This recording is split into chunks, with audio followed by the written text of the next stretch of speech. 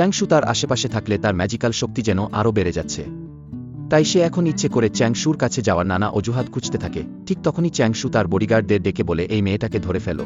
এরপর বডিগার্ডরা যখন তাকে ধরতে আসে তারা সঙ্গে করে ঝাড়বাতি নিয়ে আসে আর সিন্নাংয়ের চারপাশে গোল করে দাঁড়িয়ে যায়।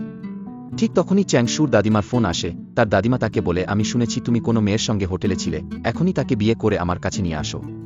চ্যাংশু বলে না দাদিমা, ওই মেয়েটা একদম পাগল, আমি ওকে বিয়ে করতে পারি না। তখন দাদিমা রেগে বলে যদি তুমি বিয়ে না করো তাহলে ওই মেয়েটার সর্বনাশ হবে আর আমিও কিছু না খেয়ে ধীরে ধীরে মরে যাব। চ্যাংশু তখন আতকে উঠে বলে না না দাদিমা, আপনি এমন কিছু করবেন না, আমি বিয়ে করতে রাজি। এরপর সে সিন্নাংয়ের দিকে ফিরে বলে তুমি কি আমাকে বিয়ে করবে?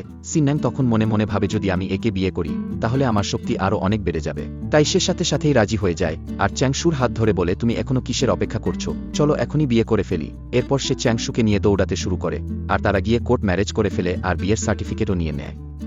অন্যদিকে আমাদের দেখানো হয় চ্যাংশু দাদিমা এখন হাসপাতালে ভর্তি। সেখানে চ্যাংশু চাচা ও তার মেয়ে নলিশো ছিল। চাচা বলে মা আমি চাই আমার মেয়ে নলিশোর সঙ্গে চ্যাংশুর বিয়ে হোক। তখন দাদিমা বলে তুমি দেরি করে ফেলেছ, চ্যাংশু তো ইতিমধ্যেই বিয়ে করে ফেলেছে। এই কথা শুনে নলিশো রেগে যায়, কারণ সে চ্যাংশুকে মনে মনে অনেক পছন্দ করত। সম্পূর্ণ ড্রামার এক্সপ্লেইন দেখতে চ্যানেলের বায়োতে ইউটিউবের লিংক দেয়া আছে।